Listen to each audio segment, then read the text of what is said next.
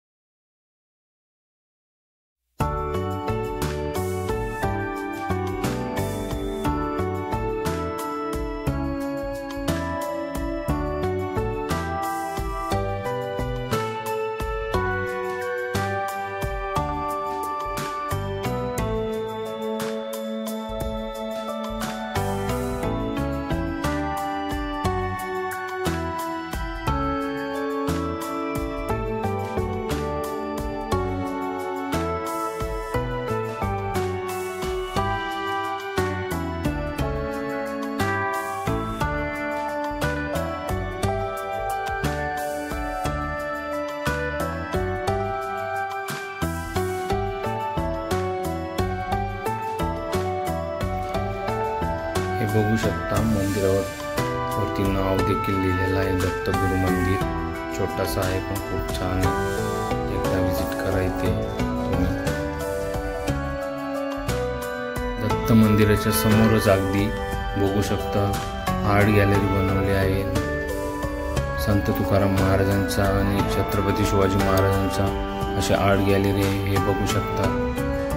खूप छान बनवली आहे, शकता।